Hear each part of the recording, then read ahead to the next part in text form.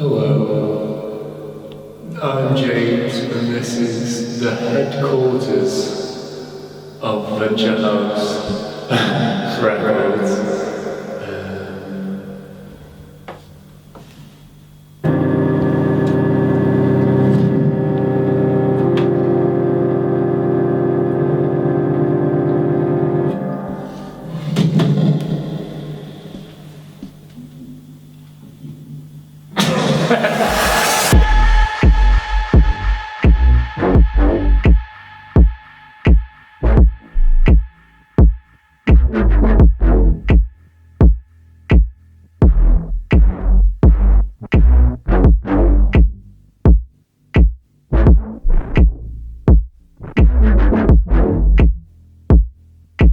But yeah, the least functioning piece of gear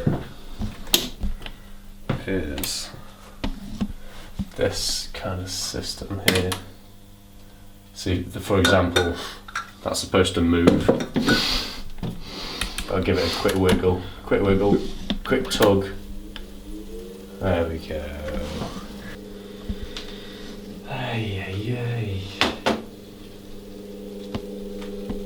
In terms of Mac, I don't know the specs. It's what I run Logic on. And it's the slowest computer I've ever used in my life. This is what I'd release. These are the songs, like the mixing stage of each song will look like this. So not too many there, a lot of them are just applying effects to certain parts of audio so I don't have to automate in the session. So has this got stuff bounced down? Yeah, so I could, this is, when it says drums, that's literally every drum track from the session bounced into one stem. I find that's the quickest stuff.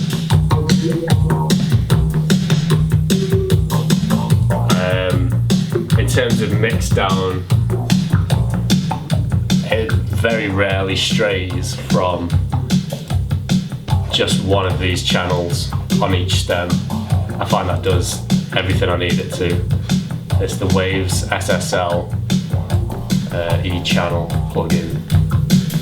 Another benefit of starting a mixdown session is renaming it and having the files, like, you have to go traipsing through to see which parts are where. Everything's in one place, and it means I'm committed to the composition and the effects and things. So when you're writing a song, you're not like directly changing the names of everything. You're not like, this is drums, kicks, never. Everything just goes where it is.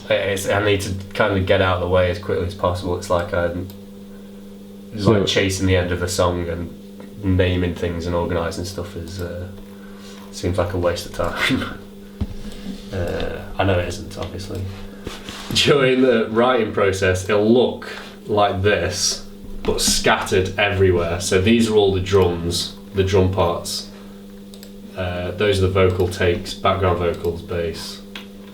So you group them at a later stage? Yeah, I group them as I bounce them. So if I was to just solo this group, that is the keys stem. So if something comes up in the mixing process that I wasn't aware of, I can just scoot back in here, and everything that will have been bounced in the keys stem is here ready for me. I don't have to sift through channel by channel, which I suppose is a pretty common way of doing it. It's a new thing for me. Yeah. So you were telling me earlier that you normally only work with like, what is it, 8 to 10 tracks to mix at most, yeah. And then as much as I can get away with, I'll compile in here. Yeah, but you look more towards like 50 to 60 tracks per song. Yeah, it looks like it, yeah. Some more, some less. This is actually quite put it this way, Logic doesn't crash on this project, but there have been projects before where I've had to compile. I've got no problem doing that. I've just got to make sure I'm happy with it first. You don't find that gets in the way a little bit as well? Well, you're constantly bouncing down audio. It does, but not as much as traipsing back through each individual MIDI note or chord stab does. So if I give myself the opportunity to adjust every detail, I will do. So bouncing down and kind of already starting to mix helps a lot. It's like that level of commitment. Yeah, because I'm used. In terms of songwriting, aside from like my, I don't know, chuggy kind of electronic stuff that was all computer based, I use that, and I'm not sure if you can get it there. So for a good year, I'd say maybe 2 years, I used a combination of these two machines, and then when I came back to Logic, it just seemed natural to always put things together on the same channel and mix everything with no more than 8 tracks really. So you never really have loads of MIDI laid down, it's pretty much always bounced to audio. Here, the only reason there's MIDI in this session, which is conveniently that we've chose this session, is because I was convinced that there were like 5 or 6 notes that weren't supposed to be there. I couldn't be asked to sift through and work out which ones they were, so I bounced it out and it turns out to be fine. But yeah, so the session will look like this, and when it's ready to bounce out, I'll put them all in groups and then solo the group and then just bounce the master out. So then I've definitely got everything, and I'll mute everything that I've bounced, so I know what's done. So in terms of working in a box, you're not even using any VSTs or anything like that. You're pretty much primarily doing everything with your equipment. Things that I don't have. So I haven't got a keyboard, a hardware sampler, really. So things like Rhodes and orchestral parts, I'll use Logic, but I'll run it through this a lot of the time. Is that the quadriverb? Or any number of. I reamp it. Yeah. Basically. Just to kind of take out a Logic again. So is everything plugged in constantly? Not really. It's everything's ready to be plugged in. Everything, because this studio format's quite new, but everything's ready to be, juggled about. I've kind of used a shelf format, so when things are ready, they can come down. Yeah. And I can work on them, especially keyboards and stuff. They've been arranged so they're ready to go, but they're not always plugged in, because I find I'm fucking tripping over cables and forgetting where everything is and all this sort of thing. But yeah, that track you've just seen, that's all the tracks I really needed. Yeah. That's all I'm happy with using. This song's finished now. And then in terms of mastering chain. So you were saying this is a new project, right, that you've been working on? Yeah. So with your new projects, are you finding that you do completely different kind of mastering, mixing and even writing techniques per project? Yeah, 100%.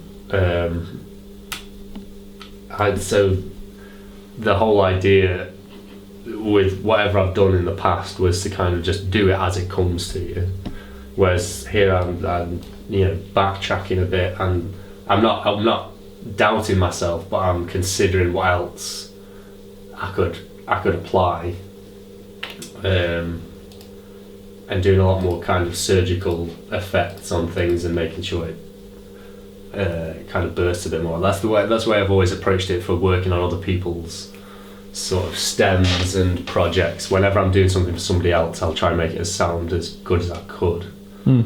But the point of my projects until now were to capture it as kind of instantly as possible. At the minute, it's running through 2 channels on that cassette deck there. Yeah. And I'm bouncing to tape for distribution for passing round whoever asks for it. But yeah, so that gives it a bit of a oomph, because I can peak going into that tape machine, and the EQ on that sounds mental. So I'll give it a bit of EQ and a bit of gain on that stage, and I'll master here in accounting for that, the effect that'll have. So you'll mix on the computer, then you'll bounce it out to tape, then you'll bring it back in. Well, the tape will come back in just as a reference. Here now, this song is finished. Yeah. When I bounce it out to tape, I'll put a bit of EQ on, run the whole track through, run the next track through, run the next track through over and over again. And then I'll have that kind of master cassette, if you like. The master cassette will get recorded back onto here and then cut back into separate songs. And that master cassette will then make duplicates. Another great thing about this Ozone thing is you can apply a master to get it to sound like fucking a Katy Perry track, and then you can just dial it back and find the sweet spot. So in case you want to go a bit poppy but not over the top. Yeah, like, because I'm trying to grow out of making everything sound as kind of crap as possible to try and make a point. The Logic Reverb, this thing is the best. It's just so good. I love it. There's a patch on here called Suicide Verb. I think you've shown me that before. Yeah. Is it just dousing everything in reverb? Yeah, but let's check the settings. I don't even think it's the most violent that it can be. Oh, I suppose it is. Reverb time all the way up. Yeah, so if I was to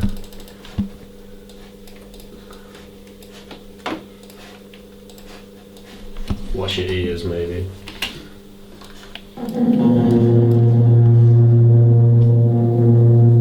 And then on top of that, just to fucking mess with it even more, not a de-esser.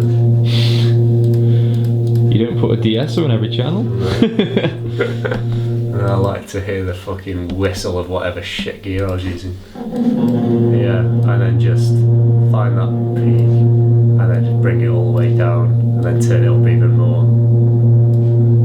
So the sound ended like 20 seconds ago. It's still going. Yeah, exactly. Well, yeah, in theory, you've got about half a minute before that sound dies down. So what are you using that for then, just to make... Well, that I don't use that too much anymore.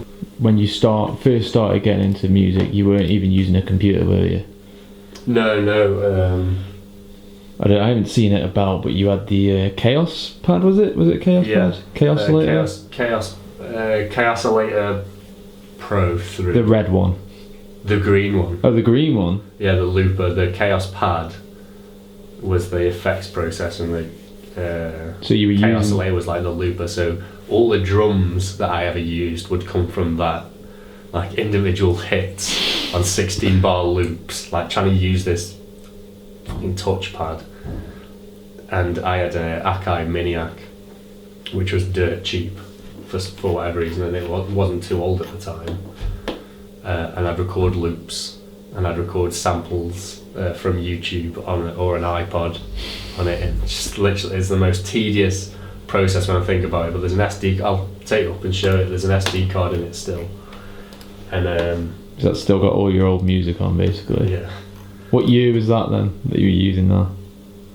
If you had a rough estimate. I don't know, like 2011. At 2011, I got the Chaos-O.L.A, and then I realised I've got nothing to play. Like, because I'd learned piano on my breaks at school, and I had nothing. I couldn't take it to school because there weren't any microphones to mic up any of the pianos, and all the keyboards were, locked away in a room. So, yeah, I asked for a synth next year. Yes, big up mum and dad. Pick up mum and dad. Yeah, everything's under here. If you want to get down low, let's get the engineer's torch out. There we go. So all the knobs that I need are there, and the computer's there, and the hard drive's there.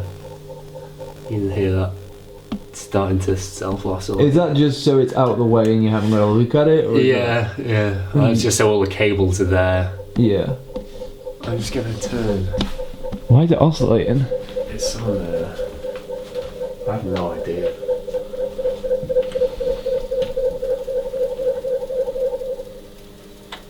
Okay. Yeah, it does that. And it also squeaks. And it slows down and speeds up, but that's kind of why you buy one, isn't it? I always like shopping. Like if I find something in a shop and I could get it online, every time I'd rather buy it from the shop. I don't know why. I just like seeing it there. I like having an experience with it, and I always end up wanting it. So the Korg DW6000. Yeah. I think that's what it is anyway. That was in a charity shop, and one of our friends mentioned they'd come across it, and I was like, oh, I don't need one of them. And I went up out of curiosity to see it, and I bought it.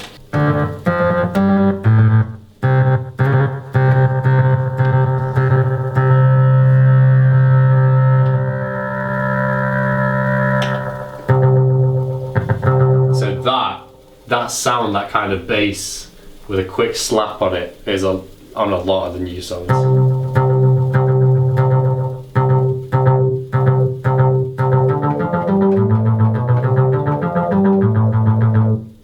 It's almost like Donna Summer, isn't it? Yeah.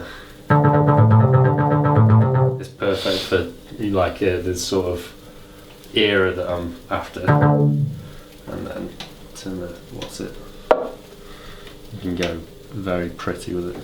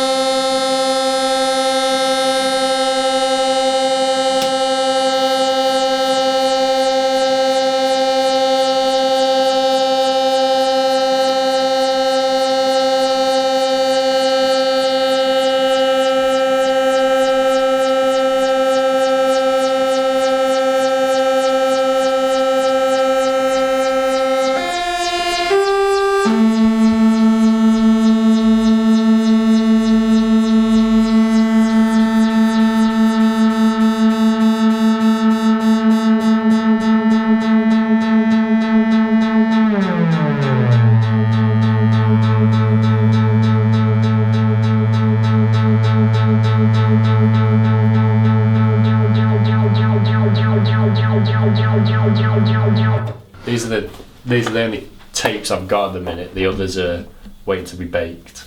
This is what I use. The 1/4 inch is what I use to replace the loops on the copycat, and then these 2 1/2 inches are what have all the essentially the demos to the most recent stuff on. Yeah. So how hard is it to find a reel of that now? Not particularly. I mean, there's a place in France, I think it is, who are making it, or at least kind of, what do you call, like distributing them? Yeah. Treating them and distributing them. Maybe, I'm not sure if they're making them or if they've got their hands on some machines. I know that's how it works with like motion picture film and stuff.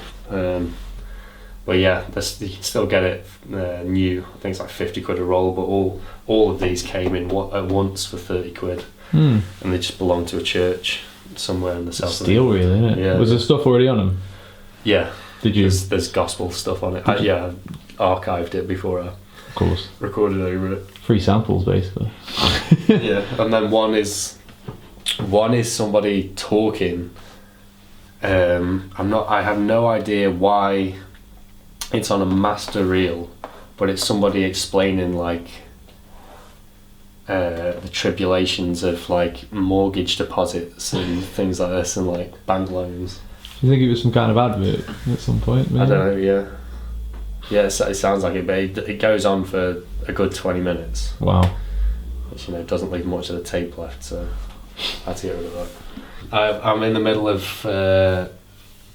sorting an output for it, but the speakers in it at the minute I've got some sort of dry solder joint on, so if you play too many notes at once and rattle the machine too much, I'll show you.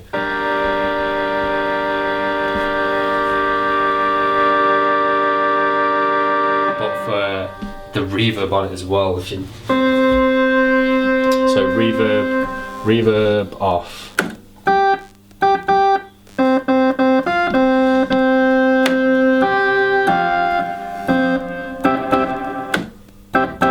Yeah, the reverb's gorgeous.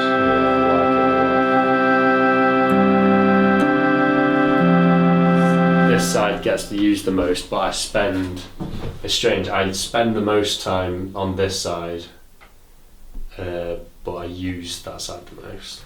Is that just because these are patch synths, I suppose you'd call them, whereas the System 100 you haven't got a patch? I always initiate whatever I'm doing. I save patches just when I've got my headphones plugged in and I want to listen to myself play, but when I'm recording songs, it's very rare I'll use a patch I've already got, because I know I can make what I need, and it'll vary from what I would have perhaps chose, and that's why I like doing it. Keeps it moving with every song. This is a new addition. I've recently grown. I've grown up like vomiting every time I hear my own voice on recording. So you're actually singing now? Yeah, and that's this stays here. The dog gets caught on this when he comes in playing. And that just kind of gives it. Well, it did when the masking tape was new and not 3 weeks old.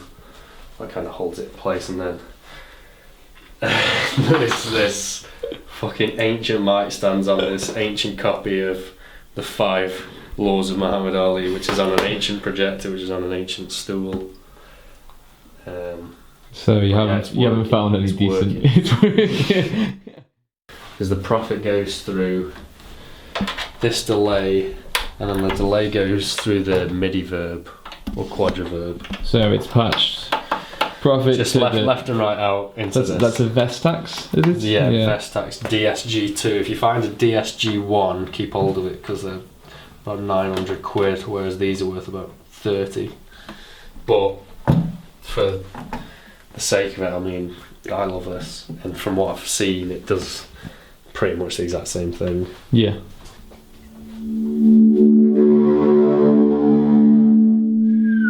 Clipping the crap out of the LEDs. Should we bring the input down?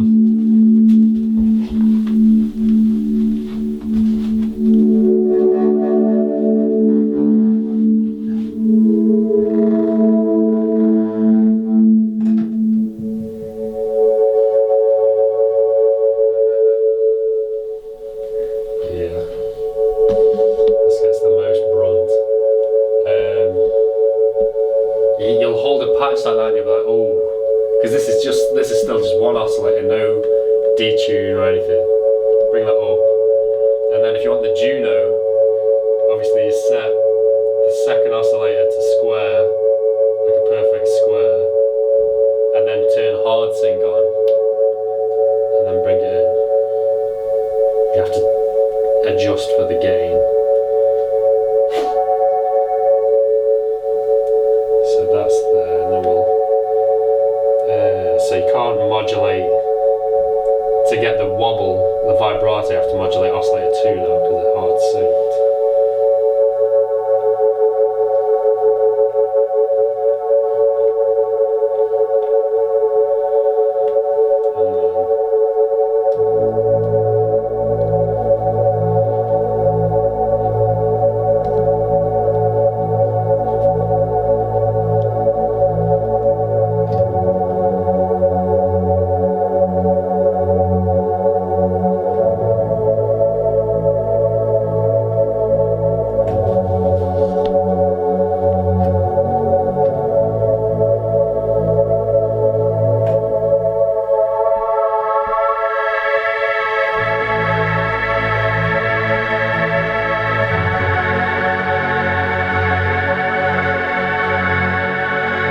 I'll just sit for hours and do that. Even if it's the exact same sound over and over again.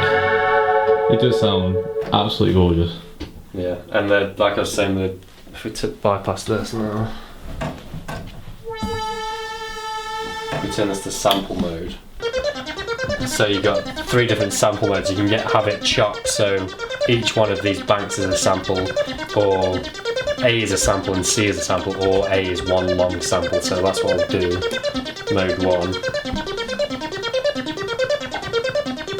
And then I'll go.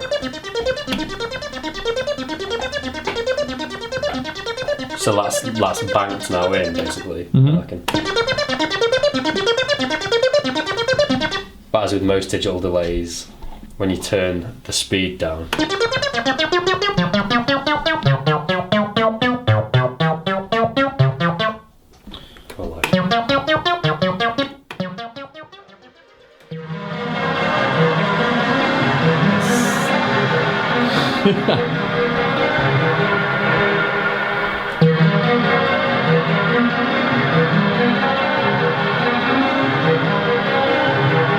what you can do is, if you leave it on sampling mode, we'll bypass this just because that's absolutely mental. And switch the sampling mode to the first mode I mentioned, mode 3, and go. So that's 1 recorded now.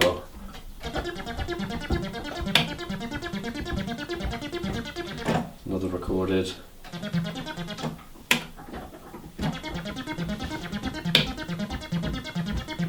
And if we turn this back on and put it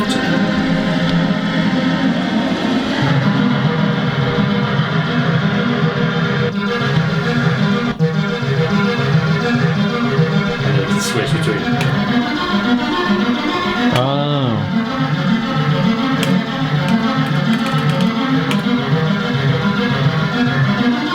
It's like the session in Ableton. Yeah. It won't play the next one until the first one's finished.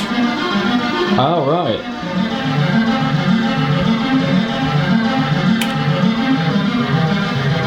Obviously, if you can record it perfectly. Yeah. But yeah, that's how that works.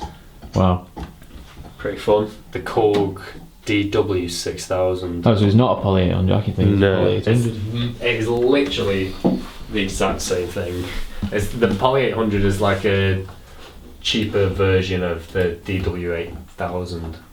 So is that used a lot on anything, or is that mainly? Yeah, I use that for one function, and it's the resonance ice. It's like an obviously digitally controlled filter.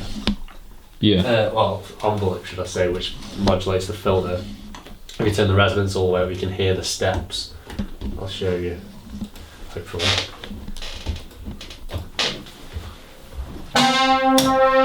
Like, that's what everybody bought it because it was reasonably affordable and it just had all the sounds that people thought they'd need.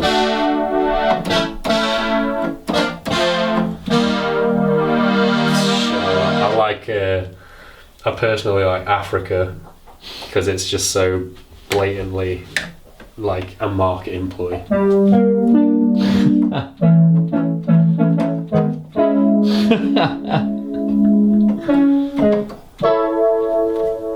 But like it's nice. It's got that kind of glassy low end. So do you do much programming with this, or are you not a great deal, but like say this, where this is now. Because the programming is obviously a lot. Yeah, a lot more fiddly, yeah. So I turn the envelope generator intensity on,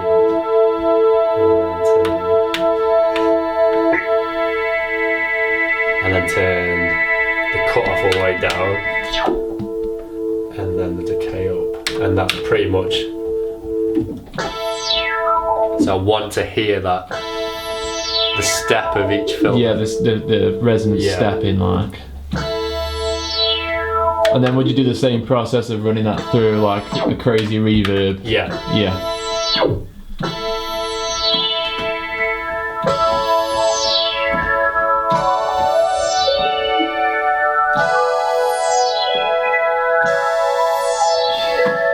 but it's brilliant for stuff like that. I used to have it go through the ending bass lines on it. I like this one, Organ Chiff. I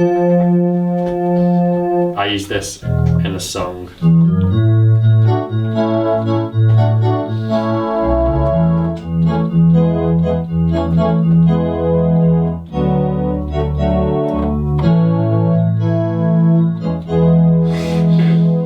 It's got that kind of Dire Straitsy sound.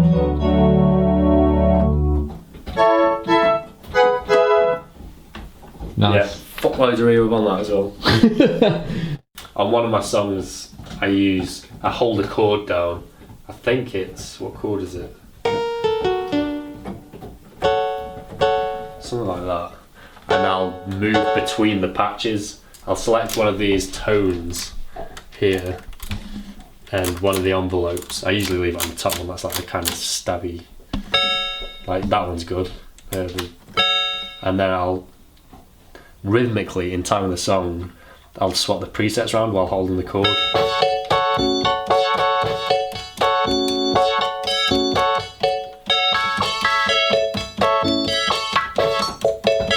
And with like some slapback delay on it, that sounds wicked. Like it just like fits, like it chugs the song along. Yeah. It's like movement basically, isn't it? Yeah. So if I find like just like a boring organ patch like that, and then unbypass this, I think I've got some presets. It can be just exactly what you're looking for. That's exactly. But if you like, say you.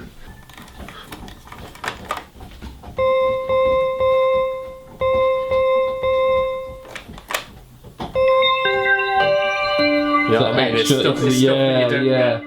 It's stuff that you don't get on computers.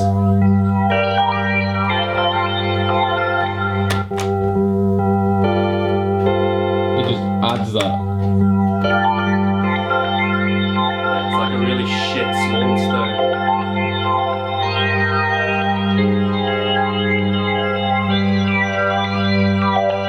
And then, like even just the reverbs on it, like if I turn everything else off.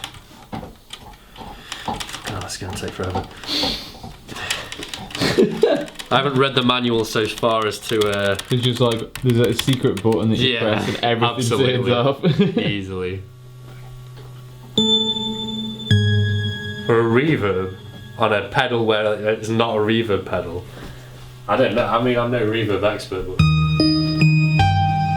it's not bad, is it? Like you wouldn't.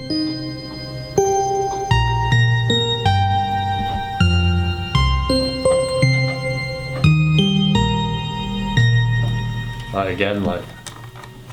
So are the multiple?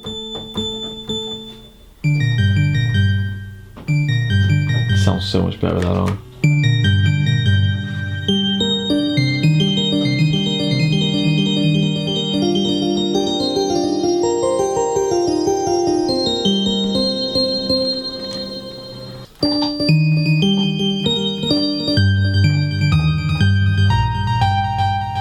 It holds up in the low end as well as keyboard does.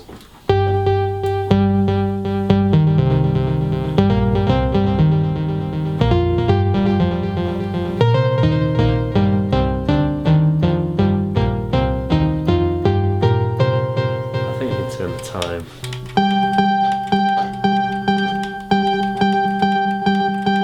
I'm not sure what I'm doing right.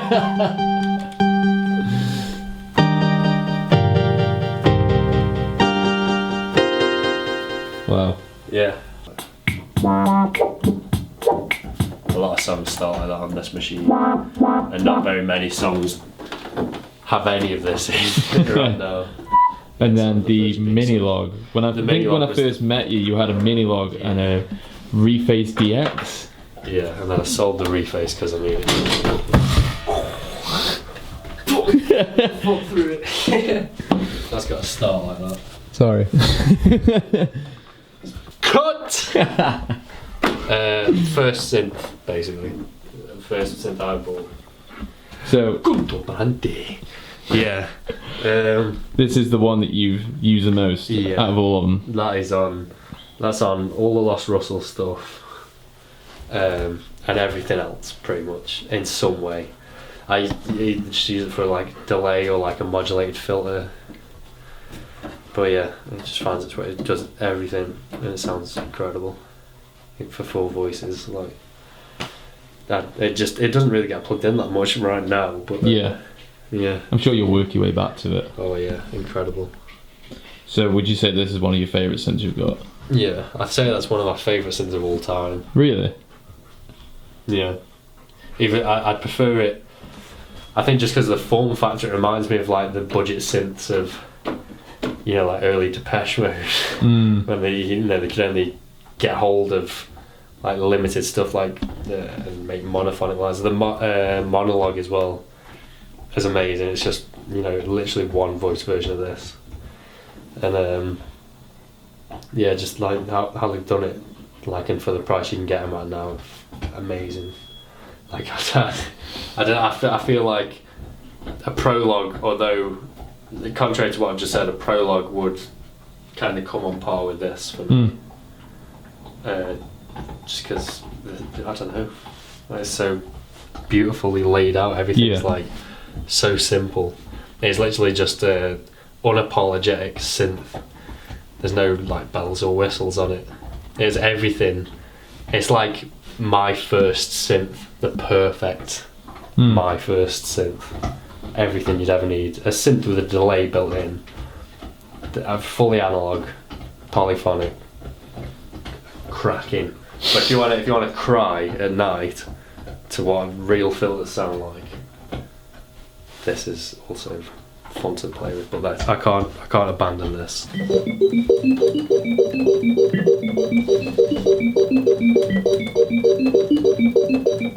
little improv. This was Emma's, that was mine, that was yours, and that was mine again. And I know I've said this about everything, but this goes on everything. This is literally goes on everything. He likes it. He likes it because it's warm. Under by my feet. Hello! Oh no! I can't help myself! I love the sound of this thing. I'm changing the wrong fucking thing.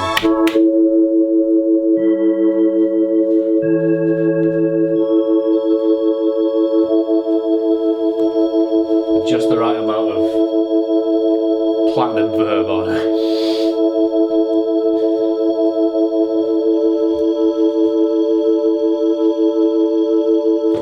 And you're just sitting there, everything's there, it's like, you turn all these on and put all these like there, all the ones that aren't the blue ones, and then literally go,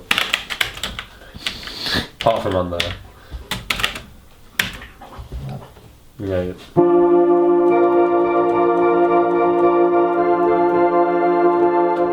can't make a bad voice on this. I swear you can't. It's almost like driving a car as well, really. Yeah. Like you've got the like pedal. Again, like you swell it in, like, and the bass. I've used the bass on this. I think it's either tuba or bass 2. If you listen to this. Yeah, it's just unreal.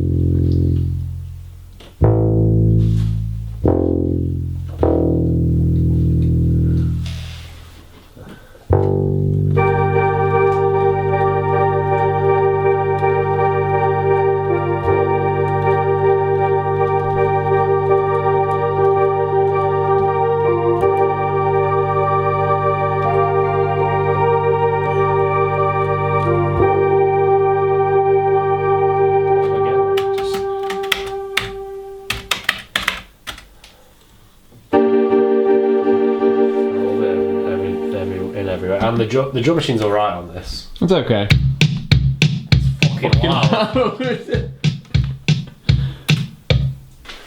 So that's Mrs. Whiskers. So this is a cushion. Yeah, this is one of these cushions from this hairy couch. Upholstered. Another variety of But what guitar? It was a Yamaha originally, yeah. It's not a Pacifica or anything. It's just. And the cheapest one that was at the. Am I right in thinking you only have 5 strings on most guitars? So this one's got 4 on.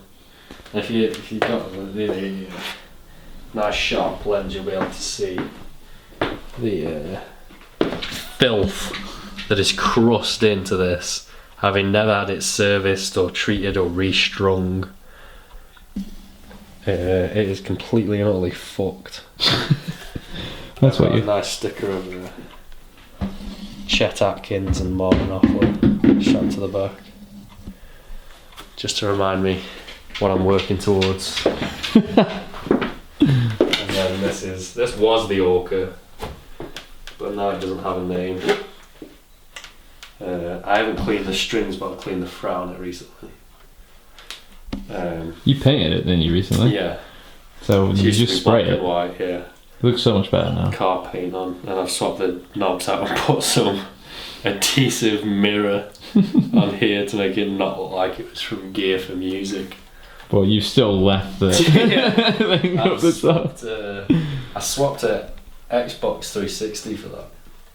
It's worth it, I'd say. Yeah. Other than the Xbox 360 wasn't used. You can't play Skate 3 on that though. No. That's true actually. I might just flog it now. Might be worth a bit more. So you were expensive. Do you want to see the spare room? Oh.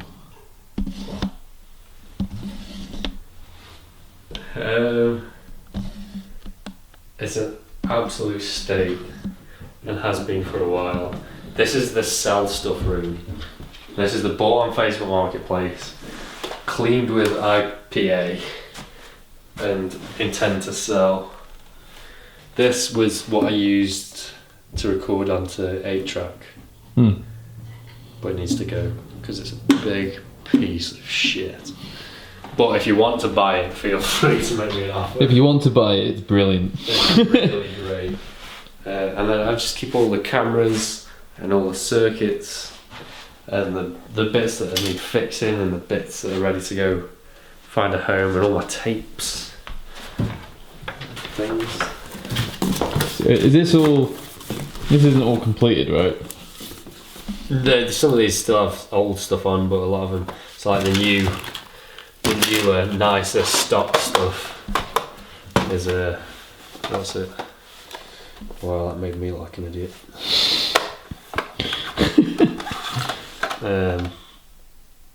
This is used. I'm not labelled any of it or anything. No. So is that a box that you just brought everything together, or? Yeah. I bought this from like a junkyard sort of thing.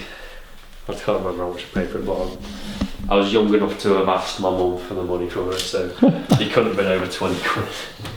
And then these are a recent addition because everything, believe it or not, was on the floor until now. So there's a drawer full of cameras.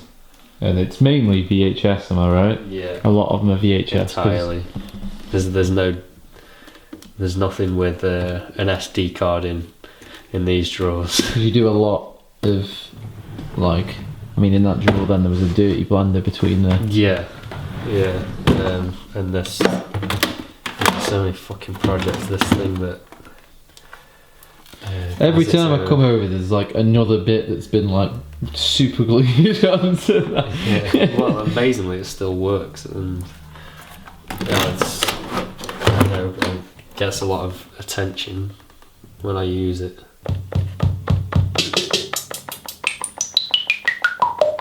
That's my favourite part about the whole drum machine. I was looking at sequences and stuff that just had a pitch knob there straight away, and without spending money on like a SP 1200 or something like that, or like, fiddling around in Octatracks and like the Electron sort of products. This was literally the cheapest, and to my ear, best substitute. It's absolutely filthy at the minute because it is still pretty new in the studio, which also means the samples from the Nord drum have yet to be transferred. So like I said, there's a 808 and a think there's a DMX in here somewhere.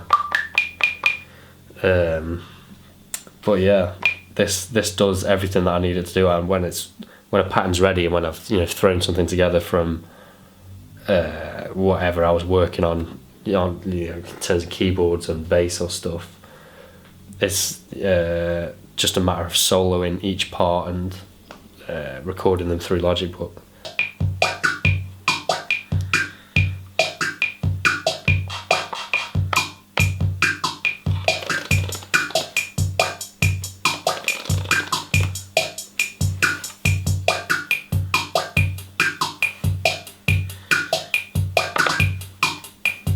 Where could we find your music? On my Bandcamp, on my Instagram, Venture House. VentureHouseRecords.bandcamp.com, and on Spotify under Lost Russle, and in quite a few other people's songs. There'll be links. Yeah, everywhere. Hey guys, I just want to say a massive thank you for getting to the end of this video and watching the entire thing. I've never made a video like this before, so I do hope you enjoyed it. I'd also like to thank Beck from Venture House for showing me around the place. If you do want to support him, there will be links in the description. If you do want to support me, you're welcome to subscribe or follow me on Spotify or anything like that. Let me know what you think. If you want more of the videos or anything like that, just pop it down in the comments. Thanks.